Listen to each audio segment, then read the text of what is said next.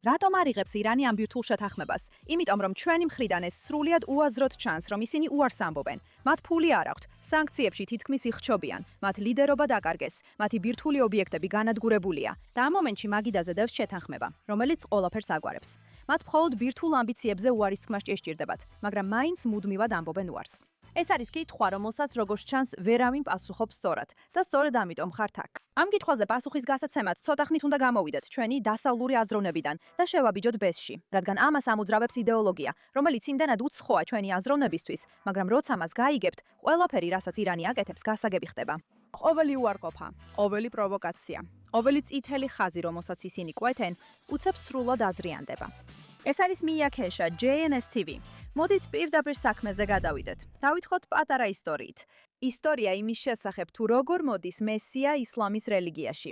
ის იწყება ქაოსით. განზრახდა აუცილებელი ნიშანი იმისა, რომ დასასრული ახლოსაა. გლობალური გასაჭირის ისეთი მძიმე პერიოდით, რომ სამყარო, როგორც ჩვენ ვიცნობთ, იწყებს დაშლას.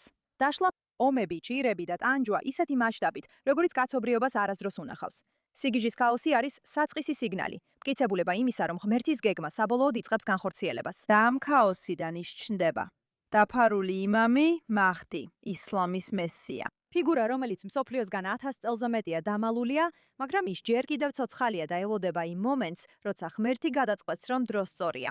როცა ის გამოჩნდება, აგროვებს თავის არმიას და იერუსალიმისკენ მიემართება, რადგან ტერი იქაა და ბოროტების ძალებმა თავიანთი სიმაგრე იქ შექმნეს. და საბოლოო ბრძოლა სიკეთესა და ბოროტებას შორის იმ მიტაზე იმართება, იმამი იმარჯვებს, ისტორია როგორც ჩვენ ვიცნობთ მთავრდება და ღმერთის სამართლიანობა საბოლოოდ სუფევს დედამიწაზე. ეს არის ამბავი. და 1979 წელს, როცა ხომეინი ხელისუფლებაში მოვიდა, ამ ამბის გაცოცხლების დასაწყისი დაიწყო. უმეტესობა 1979 წლის ირანის რევოლუციას პოლიტიკურ მოვლენად აღიქვამს, რომელშიც ისლამურმა მთავრობამ დასავლეთის მხარდაჭერილი მთავრობა ჩაანაცვლა. და ეს აღწერა მიუხედავად იმისა, რომ ტექნიკურად სწორია, მთელ ამბავს ნამდვილად არ გადმოსცემს. ამ რევოლუციამ, ისლამურმა რევოლუციამ მთლიანად შეცვალა ირანის სახელმწიფოს მიზანი და გამოაცხადა, რომ ირანი აღარ იყო ჩვეულებრივი ერი, არამედ რაღაც კოსმოსურის პირველი ეტაპი, ისლამური მესიის მოსვლა. იმისათვის, რომ სრულად გავიაზროთ ამ განცხადების მნიშვნელობა, უნდა გავიგოთ, ვინ არის ეს დაფარული იმამი და რას ნიშნავს მისი პოზიცია შიიტურ ისლამში.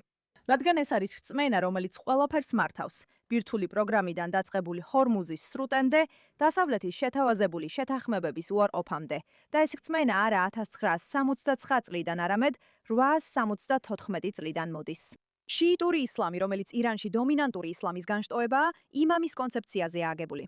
და შიიტურ თეოლოგიაში ამ სიტყვას ისეთი მნიშვნელობა აქვს, რომელსაც დასავლურ რელიგიურ ტრადიციაში რეალური ანალოგი არ გააჩნია. იმიტომ რომ იმამი კოსმოსური მნიშვნელობის ფიგურაა, რომელიც ღვთის მიერ არის არჩეული და წინა იმამის მიერ დასახელებული. მას აქვს ისეთი თვისებები, რომელსაც ჩვეულებრივი ადამიანი ვერ შეიძენს, რადგან ფლობს ზებუნებრივ ცოდნას ღვთის ნებისა, რომელიც გადაეცემა ღვთიური გადაცემის ჯაჭვით, რომელიც თავად წინასწარმეტყველ მუჰამედამდე მიდის. ეს საკმაოდ გრძელი ახსნა გამოვიდა. მაგრამ მას შემდეგ, რაც წინასწარმეტყველი გარდაიცვალა, ის კითხვა თუ ვინ უნდა ედგა მუსლიმთა საზოგადოებას სათავეში, ისლამი ორ დიდ განშტოებად დაყო, რომლებიც დღემდე არსებობს. სუნიტი მუსლიმები დათანხმდნენ ლიდერების არჩევის ადამიანური კონსენსუსის სისტემას, მაშინ როცა შიიტი მუსლიმები მიიჩნევენ, რომ წინასწარმეტყველმა უკვე დაასახელა თავი ბიძელი სისი ბიძაშვილი და სიძე ალი, როგორც ღვთის მიერ დანიშნული მემკვიდრე. ალის შემდეგ იყო კიდევ 11 იმამი, თითოეული მათგანი წინა იმამის მიერ იყო დანიშნული, თითოეული მათგანი იყო არა მხოლოდ მუსლიმების, არამედ მთელი კაცობრიობის კანონიერ მმართველად მიჩნეული. საინტერესოა, რომ ამ 11 იმამიდან თითოეული მოკლეს ან დააპატიმრეს იმ დროის მმართველმა ძალებმა, რადგან ისლამის მიხედვით ხელისუფლებაში მყოფებმა იცოდნენ, რომ ჭეშმარიტი და ღვთის მიერ დანიშნული იმამის არსებობა მათსავე ძალაუფლებას არალეგიტიმურს ხდიდა. შემდეგ მოვიდა მე-12 იმამი და როცა ის ჯერ კიდევ პატარა ბავშვი იყო, გაუჩინარდა. შიიტური თეოლოგიის მიხედვით ის არ მომკვდარა, არამედ დამალული იქნა. ღმერთმა დამალა იგი სამყაროსგან, რათა დაეცვა იმავე ძალებისგან, რომლებმაც მისი წინამორბედები გაანადგურეს. შიიტი მუსლიმები მიიჩნევენ, რომ ის ჯერ კიდევ ცოცხალია. ამჟამად 1000 წელზე მეტი ხნის შემდეგაც კი ის სულიერად იმყოფება სამყაროში, აკვირდება მოვლენებს და დაბრუნდება. როდესაც ღმერთი გადაწყვეტს, რომ დადგა დრო საბოლოო ბრძოლის წარმართვისთვის, ღვთაებრივი სამართლიანობის დასამყარებლად დედამიწაზე და ისტორიის დასასრულებლად. ეს არის შიიტური ისლამის ცენტრი, რომელსაც ისლამური რესპუბლიკა ეთანხმება. მე-12 იმამის გაუჩინარებიდან 1000 წელზე მეტი ხნის განმავლობაში შიიტების უმრავლესობა იმავე პოლიტიკურ პოზიციას ინარჩუნებდა. ჩვენ ველოდებით ჩვენს მესიას, ჩვენ მოთმინებით ველით. ჩვენ არ ვიღებთ ძალაუფლებას, რადგან არც ერთი მთავრობა არ არის ნამდვილად ლეგიტიმური, სანამ იმამი არ დაბრუნდება. და მორწმუნეებმა უნდა გაანაგრძონ ცხოვრება იმ მმართველების ქვეშ, რომლებიც არსებობენ, სანამ ღვთის დრო არ დადგება. ამას ისინი უწოდებენ კვიეტიზმს და დღესაც ზოგი ადამიანი ამ პოზიციას იზიარებს. თუმცა შემდეგ გამოჩნდა ხომეინი, რომ ომაც გადათხვი და ეს ყველაფერი სრულიად უარყოს. და წამოაყენა არგუმენტი, რომელიც თანამედროვე ისტორიის ერთ-ერთ ყველაზე პოლიტიკურად ფეთქებად თეოლოგიურ მტკიცებას შეიცავდა. რადგან მისი აზრი იყო, რომ იმამი არ ელოდა ღმერთს მესიისთვის პოლიტიკური გარემოს შექმნას. იმამი ელოდა, რომ მუსლიმთა საზოგადოება თავის სტილს შეასრულებდა, მოამზადებდა ნიადაგს, ააშენებდა იმგვარ ისლამურ ცივილიზაციას, რომელიც მის დაბრუნებას შესაძლებელს გახდიდა. და ეს მომზადება პასიური არ იყო, არამედ საასწრაფო და აქტიურ მოქმედებას მოითხოვდა. დაწყებული ნამდვილი ისლამური მთავრობის ჩამოყალიბებით, ირანში სწორედ ახლა როგორც პროცესის პირველი ეტაპი, რომელიც საბოლოოდ იმამის გამოჩენას მოიტანდა. მან კიდევ ერთი რამ გააკეთა, რამაც ეს თეოლოგია სამხედრო მისიად აქცია. მან თავის მიმდევრებს უთხრა, რომ იმამის დაბრუნებისთვის ნიადადის მომზადება მათი პასუხისგებლობა იყო. ეს მოითხოვდა აქტიურ წინააღმდეგობას ჩაგვრის ძალების მიმართ, რომლებიც ყოველთვის ეწინააღმდეგებოდნენ ღვთაებრივ ჭეშმარიტებას. იმავე ძალებს, რომლებმაც წლების წინ 11 იმამი დააპატიმრეს და მოწამლეს. და იმავე ძალებს, რომლებიც ხომეინიმ თანამედროვე სამყაროში ამერიკულ იმპერიალიზმად და სიონიზმად განსაზღვრა, რასაც ის ისტიკბარს, ამპარტაუნებას, მარადიუმ ჩაგროლს უწოდებდა. და მან სპეციალურად შექმნა ირანის რევოლუციური გვარდია ამ წინააღმდეგობისთვის. რა მისცა მას ლეგიტიმაცია ამდენი წლის შემდეგ? არსებობს დოქტრინა, რომელიც აცხადებს, რომ დაფარული იმამის არ ყოფნის შემთხვევაში ყველაზე კვალიფიციური ისლამური სწავლული უნდა მართავდეს მის მოადგილედ. და სწორედ ამიტომ ირანის უზენაესი ლიდერი ატარებს იმამის მოადგილის ოფიციალურ ტიტულს. მართავს როგორც მიწიერი წარმომადგენელი ფიგურისა, რომელიც 12 საუკუნეა დაფარულია და ამით ახორციელებს ძალაუფლებას, რომელიც რეალურად არა პოლიტიკური, არამედ თეოლოგიური და ღვთაებრივია. როდესაც ირანელ ჯარისკაცს ეუბნებიან, რომ მისი უზენაესი ლიდერი დაფარული იმამის მოადგილეა, მისი დაუმორჩილებლობა უბრალოდ დაუმორჩილებლობა კი არა, არამედ ღმერთის წინააღმდეგ ჩადენილი ცოდვაა. და სწორედ ამან გარდაქმნა ირანის რევოლუციური გვარდიის ერთგულება სამხედრო დისციპლინიდან, ისეთ რამედ, რომლის გატეხვაც ბევრად უფრო რთულია. ისლამური რევოლუციური გვარდია არის იდეოლოგიური ძალა, რომელიც შეიქმნა 1979 წლის რევოლუციის შემდეგ, კონკრეტული მიზნით, დაეცვა არა ირანის საზღვრები, არამედ თავად ისლამური რევოლუცია. ღვთიური მისია, რომელსაც ის წარმოადგენდა, მესიის მოვლინება მოეხდინა, ან სულ მცირე, მოემზადებინა ნიადაგი ამისთვის. მისი ჯარისკაცები გადიან ინტენსიურ თეოლოგიურ ინდოქტრინაციას, სამხედრო წვრთნასთან ერთად, სისტემატურად და მიზანმიმართულად ასწავლიან, რომ ისინი არ არიან ირანის ერის ჯარისკაცები, არამედ დამალული იმამის ჯარისკაცები. რომ მათი ერთგულება არ ეკუთვნის არც ერთ პრეზიდენტს ან პარლამენტს, არამედ პირდაპირ უმაღლეს ლიდერს, როგორც იმამის მოადგილეს და მის მეშვეობით ღმერთს. ნიშნულოვანია, რომ ირანის რევოლუციური გვარდია საკუთარ თავს არ აღიქვამს როგორც ეროვნული არმია, ეროვნული მისიით. ის ღიად უარყოფს ეროვნული სახელმწიფოს კონცეფციას, როგორც დასავლურ კონსტრუქციას. ის სამყაროს ყოფს არა ერებად, არამედ დარალ ისლამად, ანუ ისლამის სამეფოდ და დარალ კუფრად, ურწმუნოების სამეფოდ. და თავის მისიას აღიქვამს როგორც კოსმიურ მისიას, რომელიც ცდება ნებისმიერი კონკრეტული ქვეყნის საზღვრებს. ამიტომაც აფინანსებს, აძლევს იარაღს და წვრთნის პროქსი ძალებს მთელ ახლო აღმოსავლეთში, ჰეზბოლას ლიბანში, ჰუთებს იემენში, შეიარაღებულ დაჯგუფებებს ერაყსა და სირიაში, როგორც იმამის არმიის ნაწილებს. შვიდობა მათთვის ერთგვარ კალიბში ყალიბდება, რომლის საბოლოო კონფიგურაცია ისტორიის დასასრულია. ისინი სამყაროს უყურებენ როგორც ქვეყნებს, რომლებიც კანონზომიერად ეკუთვნის ისლამს. მათი რელიგიით ისინი ვერასდროს დათმობენ იმ მიწებს ან ზღვებს და ქვეყნებს, რომლებიც ურწმუნოებს ეკუთვნის. ესენი არიან ურწმუნოები, რომლებსაც უნდა ებრძოლონ და მათი თვალსაზრისით ეს მართლაც ასე შავ-თეთრადაა წარმოდგენილი. ახლა დაუბრუნდეთ მესიის მოსვლის ისტორიას, რადგან დეტალებს უზარმაზარი მნიშვნელობა აქვს იმის გასაგებად, რატომ იქცევა ირანის ისლამური რევოლუციური გვარდია ასე. პირველი და ყველაზე მნიშვნელოვანი დეტალი ის არის, რომ მათის დაბრუნებამდე პერიოდი ფიტნა, დიდი გასაჭირი, ქაოსია. ეს არ არის ტრაგედია, რომელიც ხსნას უსწრებს, არამედ აუცილებელი წინაპირობა ამისთვის. ეს ღვთის მიერ დადგენილია, რაც ნიშნავს, რომ ირანის რევოლუციური გვარდიის თეოლოგიურ ჩარჩოში გლობალური ქაოსი არ არის ის, რისი ქავიდან აცილებაც გსურთ. ეს არის ის, რასაც აღიარებთ როგორც ნიშანს იმისა, რომ ღმერთის გეგმა ხორციელდება. და რაც უფრო უარესდება ყველაფერი, რაც უფრო ქაოტურია, მით უფრო მორწმუნეები ხვდებიან, რომ იმამის დაბრუნება, მახდის დაბრუნება ახლოსაა. საინტერესოა, რომ ეს არის ის წერტილი, სადაც დასავლური სტრატეგიული აზროვნება და ირანის რევოლუციური გვარდიის თეოლოგია სრულიად განსხვავებულ სამყაროში მოქმედებენ.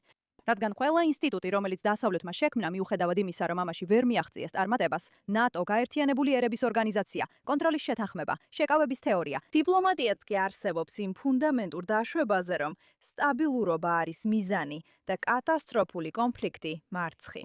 თუმცა ირანის რევოლუციური გვარდიის კორპუსის თეოლოგია მათ ასწავლის, რომ კატასტროფული კონფლიქტი არის ხსნის დასაწყისი და მისი თავიდან აცილებაზე მუშაობა ნიშნავს ღმერთის გეგმას წინააღმდეგობას.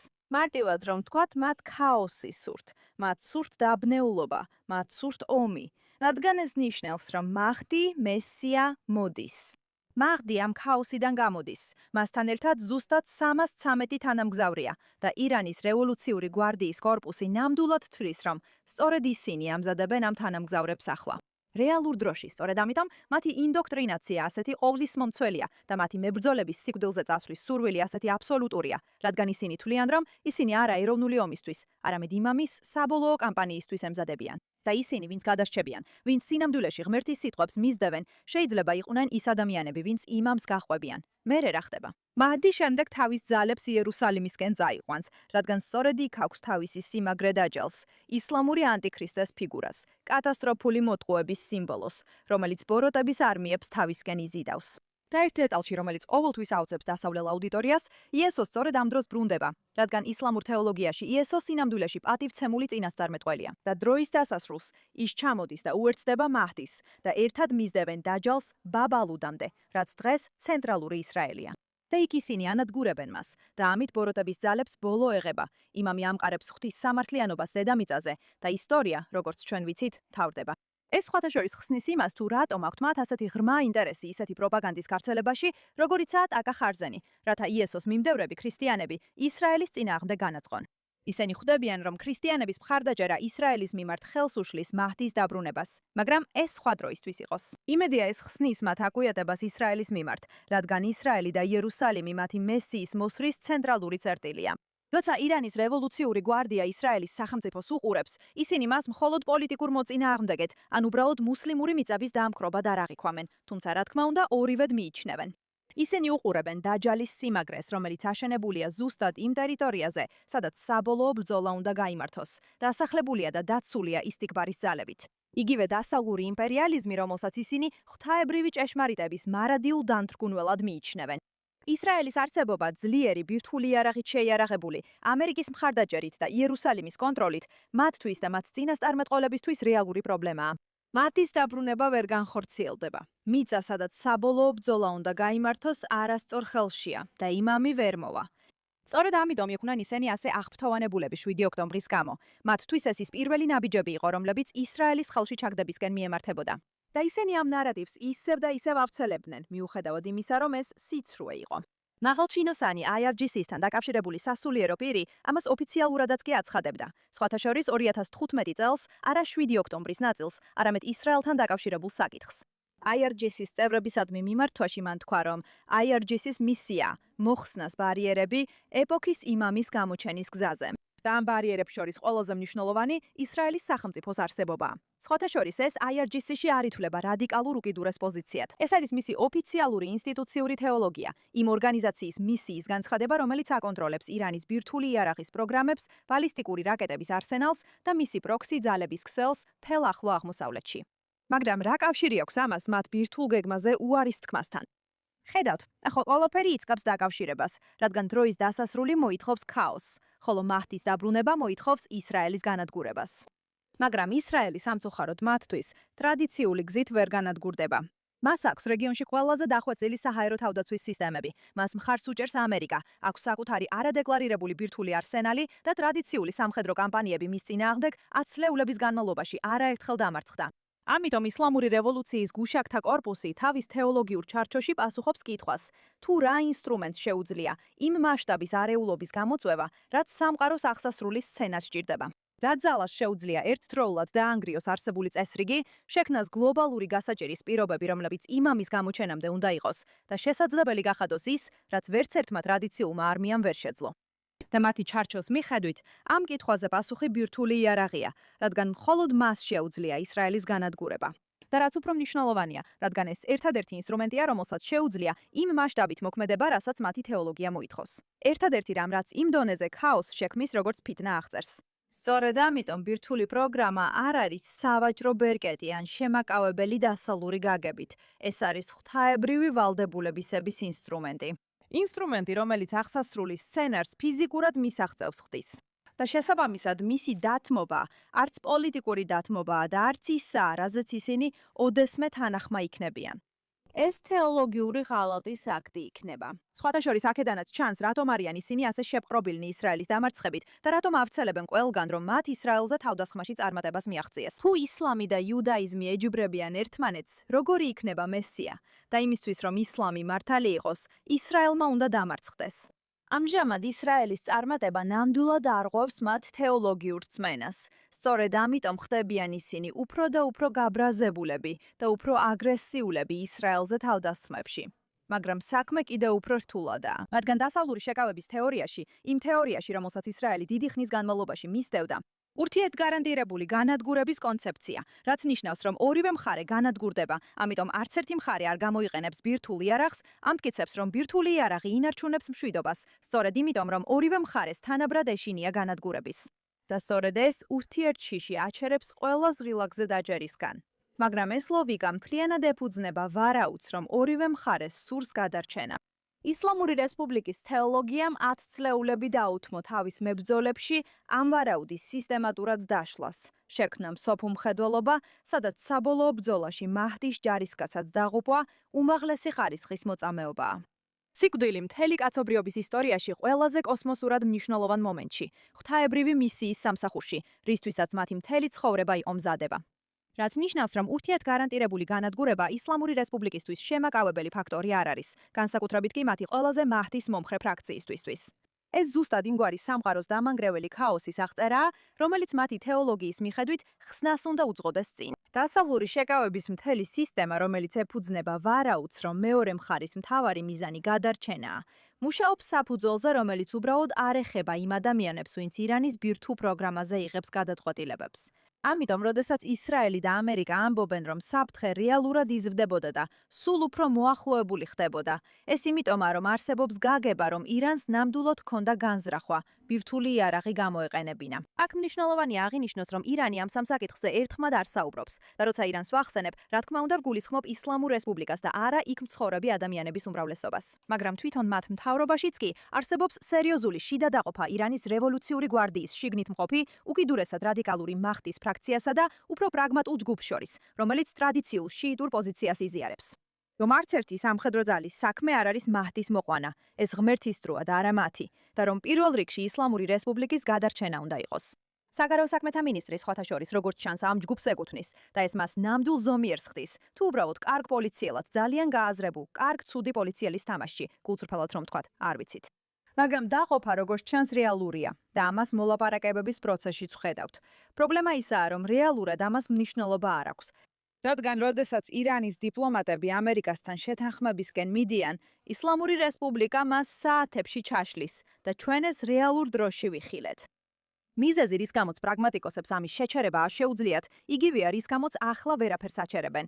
მაგრამ რადგან მათ არ აქვთ ცდომა მაჯთაბა ხომეინიზე, ახალ უზენაეს ლიდერზე, რომელიც ძალაუფლების ხელში აღების შემდეგ არსებითად არც გამოჩენილა და არც მისი ხმა გაგვიგონია, და შესაძლოა ის მართლაც გარდაცვლილი ან მძიმედ ქმედი უნარო იყოს, რადგან IRGC-ის შიდა წრის გარეთ არავის აქვს ინფორმაცია მის მდგომარეობაზე. რადგან როგორც კი ხომეინი ამ ომის დასაწყისში გარდაიცვალა, აბა ვინ არის იმამის ახალი მოადგილე? კარგი კითხვა და მათ გადაწყვიტეს, რომ ეს მაჯდაბაა, მაგრამ ეს არის ამ ყველაფრის ყველაზე საშიში ნაწილი. რადგან ისლამურ რესპუბლიკაში უზენაესი ლიდერი, დამალული იმამის ახალი მოადგილე, ღმერთის სიტყვაა დედამიწაზე. ამჟამად ეს სიტყვა მხოლოდ ყველაზე ფანატიკოსი რადიკალების გავლით ვრცელდება და არავინ იცის, მართალია თუ არა. არ არის საჯარო ანგარიშვალდებულება და არც გზა, რომ გარე სამყარომ გაიგოს, ვისგან ესმის ინფორმაცია. თეირანი სინამდვილეში ასახავს ცოცხალი უზენაესი ლიდერის მიერ მიღებულ გადაწყვეტილებას. თუ ეს არის გამოგონილი ამბავი, რომელსაც მართავენ ის ადამიანები, ვისაც ყველაზე მეტად აძლევს ხელს. მუჯაბას თემაზე მინდა კიდევ ერთ საკითხს შევეხო, რაც ალბათ თქვენც გსმენიათ. ირანის მთავრობა წლების განმავლობაში მიუთითებდა რელიგიურ დადგენილებაზე, ფეტვაზე, რომელიც უზენაესმა ლიდერმა ხომეინიმ გამოსცა და აცხადებს, რომ ბირთვული იარაღი ისლამში აკრძალულია. ისინი ჰარამია. და ისინი ამას მსოფლიოს უჩვენებდნენ, როგორც მტკიცებულებას იმისა, რომ რასაც არ უნდა აშენებდნენ, სინამდვილეში ბომბი არ არის. ეხლა იმ ფაქტის გარდა რომ იმედია თქვენ იცნობთ დაკიას, რაც ნიშნავს რომ მათ საჯაროდ ტყუილის თქმა შეუძლიათ, ისლამის ღირსების შესანარჩუნებლად არსებობს რამდენიმე რამ, რაც უნდა იცოდეთ ამ კონკრეტულ ფეთვას შესახებ, თუ ამის შესახებ გამათში გაიგებთ. პირველი ისაა, რომ შიიტურ კანონში ფეთვა სინამდვილეში მუდმივი კანონი არ არის. ეს არის გადაწყვეტილება, რომელიც დაკავშირებულია კონკრეტული მომენტის გარემოებებთან და იმ სწავულის სიცოცხლესთან, ვინც ის გამოსცა, რაც ნიშნავს, რომ მისი გადახედვა ან სრულად შეცვლა შესაძლებელია, როცა გარემოებები შეიცვლება. ირანის მაღალი თანამდებობის პირებმა ზუსტად ეს განაცხადეს ოფიციალურად. ერთმა ყოფილმა დიპლომატმა კი პირდაპირ თქვა, რომ ფეთვა მუდმივი არ არის და შეიძლება შეიცვალოს, თუ ამერიკა ან ისრაელი საშიშად იმოქმედებენ. მეორე საკითხი კი ცოტა უფრო მარტივია. ადამიანი, რომელმაც ფეთვა გამოსცა, გარდაცვლილია. ხომეინი თებერვლის თავდასხმების დროს მოკლეს და მისმა ვაჟმა მუჯთაბამ ის აღარ განაახლა. და ასე მასთან ერთად გაქრა ერთადერთი რელიგიური შეზღუდვა, რომელიც ირანელ დიპლომატებს მოლაპარაკებების მაგიდასთან თავის მართლებების ართლების საშუალებას აძლევდა. ის ერთადერთი არგუმენტი, რომელიც მათ პროგრამასა და იარაღს შორის ზღვარს ავლებდა, ახლა აღარ არის აქტუალური. ასე რომ ამ არგუმენტზე ნუ მოიტყუებით. ახლა ტრამპის ამჟამინდელი შეთავაზება ირანს სთხოვს გადასცეს თავისი გამდიდრებული ურანის მთელი მარაგი და შეწყვიტოს გამდიდრების ყველა პროცესი ირანის ტერიტორიაზე. დაშალოს თავისი ობიექტები ნათანსში, ფორდოში და ისფაჰანში, შეზღუდოს ბალისტიკური რაკეტების პროგრამა და დაასრულოს მხარდაჭერა ჰეზბოლასთვის, ჰუთებისთვის და ყველა სხვა პროქსი ძალისთვის, რომელსაც რეგიონში აფინანსებს. სანაცვლოდ აშშ მოხსნის სანქციებს, გამბლოკავს დაახლოებით $20 მილიარდ ირანის აქტივებიდან და მისცემს ირანს საშუალებას დაუბრუნდეს გლობალურ ფინანსურ სისტემას. ერთადერთი ბირთვული აქტივობა, რომელიც ნებადართული იქნება მცირე კვლევითი რეაქტორები, სამედიცინო მიზნებისთვის. ყველა მათგანი მიწის ზედაპირზე და სრულად ხილური. ეხლა მხოლოდ პოლიტიკურ და ეკონომიკურ ჭრილში ეს შესანიშნავი შეთავაზებაა. ირანის ეკონომიკას სანქციებმა და ომის ხარჯებმა გაანადგურა. ირანის ხალხი იტანჯება და მთავრობის შიგნით პრაგმატული ფრთა გარკვეულწილად ამ შემსუბუქებას ისურვებდა. მაგრამ პრაგმატული ფრთა არ აკონტროლებს ბირთვულ პროგრამას, არც ჰორმუზის სრუტეს აკონტროლებს და ონც უზენაეს ლიდერთან ცდომას აკონტროლებს. ისლამური რევოლუციის გუშაგთა კორპუსი აკონტროლებს ამას და ისლამური რევოლუციის გუშაგთა კორპუსისთვის ეს შეთავაზება სრულიად სხვანაირად ჩანს. ეს მხოლოდ იმაზე არ არის, რომ მათ ბირთვულ იარაღზე უარი თქვან, რათა ეკონომიკური კეთილდღეობა მიიღონ. ის, რასაც დონალდ ტრამპი მათგან ითხოვს, მათი თეოლოგიური ხედვით არის ის, რომ იმამის არმია საბოლოო ბრძოლამდე სამუდამოდ განაიარაღონ. დაითმონ ერთადერთი იარაღი, რომელსაც შეუძლია იმ ქაოსის შექმნა, რაც მათ თეოლოგიას სჭირდება. ეს გადასცენ ის გამარჯვება, რომელიც ისტიტიკბარის ძალებს 12 საუკუნეა ისლამური ისტორიის განმავლობაში არ მიუღიათ და ეს გააკეთონ ფულის სანაცვლოდ. ისინი ამას არ ახიქვამენ როგორც გონივრულ გარიგებას ორ მხარეს შორის, რომელთაც დაპირისპირებული ინტერესები აქვთ. ისინი ამას აღიქვამენ როგორც მოწვევას განდგომისკენ, მაჰდის ღალატისკენ, ღვთაებრივი მისიის დაშლისკენ და იმისკენ, რომ თავად გახდნენ ის, ვინც მათი მესიის დაბრუნებას დააყოვნებს. აი რატომ არ არსებობს შეთანხმება? აი რატომ მიდის მოლაპარაკებები წინ და უკან? ქაოსი. ქაოსი აქ მთავარი. საუბარი არ არის იმაზე, რომ ისლამური რესპუბლიკა არარაციონალურია, რაც ასევე მართალია, არამედ იმიტომ, რომ ეს უბრალოდ პოლიტიკური გათვლა არ არის. ეს თეოლოგიური ვალდებულებაა და მსოფლიოში არც ერთი პოლიტიკური შეთავაზება ვერ შეეჯიბრება ამას. მაშ რატომ არ იღებენ ისინი ამ შეთავაზებას? ახლა უკვე იცით და პასუხი რთული აღარ არის, როცა მათ პერსპექტივიდან შეხედავთ. სინამდვილეში ეს სრულიად ლოგიკურია, უბრალოდ არა იმ ჩარჩოში, რაზეც დასავლური დიპლომატია აგებული. ახლა ამ ყველაფრის მიუხედავად შესაძლებელია თუ არა, რომ რაიმე სახის შეთანხმება მაინც შედგეს. დიახ, და აი რატო? იმიტომ, რომ შიიტურ ისლამურ მართლობაში არსებობს პრინციპი, რომელსაც მასლახათი ნიზამ ეწოდება, რაც არსებითად ნიშნავს, რომ ისლამური წესრიგის გადარჩენა ყველაფერზე მაღლა დგას. და როდესაც რეჟიმს რეალური საფრთხე ემუქრება, როცა წრე ვითროვდება, პრაგმატიკოსებს შეუძლიათ თქვან, რომ ტაქტიკური უკანდახევა მისიის ღალატი არ არის, არამედ სწორედ ეს გადაარჩენს მისიას. და მათ ეს არგუმენტი უკვე არაერთხელ გამოიყენეს და მან უკვე იმუშავა. 2015 წლის შეთანხმება სწორედ ეს იყო, გააზრებული პაუზა, რომელმაც მათ მისცა საშუალება თავი მოეჩვენებინათ. თითქოს ბირთვულ განიარაღებას ახორციელებდნენ, მაშინ როცა რეალურად კვლავ აგრძელებდნენ აღდგენას და ეს კარგად იცოდნენ. ამან მათ დრო მოუტანა. და დრო სწორედ ისაა, რაზეც ისინი ყოველთვის თამაშობენ. ისინი დებენ ფსონს, რომ დასავლეთი საბოლოოდ დაკარგავს მოთმინებას, გამბედაობას, ინტერესს და უკან დაიხევს ისე, როგორც ყოველთვის ხდებოდა. მაგრამ ეს შეთანხმება განსხვავდება 2015 შეთანხმებისგან და ესეც კარგად იციან. ეს არ არის შეთანხმება, რომელიც მათ საშუალებას აძლევს შეინარჩუნონ ინფრასტრუქტურა და გააჩერონ გამდიდრება. ეს არის შეთანხმება, რომელიც მათ რეალურად თხოვს, რომ უარი თქვან მასზე. და ეს მათთვის ტაქტიკური უკანდახევიდან გადადის იმ ზღვარს, რასაც მათი თეოლოგია ვერ იტანს, რადგან ისინი ნამდვილად სჯერათ, რომ ახლა მესიანურ დროში ცხოვრობენ. და ის ფაქტი, რომ ისინი ჯერ კიდევ დგანან, მას შემდეგ რაც დედამიწაზე ყველაზე ძლიერმა სამხედრო ძალამ დაბომბა, მას შემდეგ რაც მათ უზენაესი ლიდერი დაკარგეს და ყველაფრის შემდეგ რაც გადაიტანეს, ეს მათ დამარცხებულად არ აგრძნობინებს თავს. სინამდვილეში ეს მათ აგრძნობინებს, რომ ისინი რჩეულები არიან, რომ ეს არის მტკიცებულება იმისა, რომ ღმერთი მათთანაა, რომ ფითნა ზუსტად ისე ვითარდება, როგორც თეოლოგიამ აღუთქვა და რომ იმამის დაბრუნება უფრო ახლოსაა, ვიდრე ოდესმე ყოფილა. აბა, მოიგებენ ისინი. თითქმის დარწმუნებით არა, მაგრამ აპირებენ ისინი უახლოეს მომავალში დანებებას. არც ესაა მოსალოდნელი, რადგან ვერ აჯობებ მოლაპარაკებაში ადამიანს, რომელიც ფიქრობს, რომ რეალურ წინასწარმეტყველებაში ცხოვრობს. და ეს მიმიყვანს მოლაპარაკების ორ ყველაზე მნიშვნელოვან წესამდე. წესი ნომერი 1. უნდა იცოდე, ვისთან აწარმოებ მოლაპარაკებას და რას ჯერათ მათ. და წესი ნომერი 2, მეგობრებო, არასდროს აწარმოოთ მოლაპარაკება ტერორისტებთან, განსაკუთრებით რელიგიურ ფანატიკოსებთან. მე ვარ ირკაი და მომავალ შეხვედრამდე.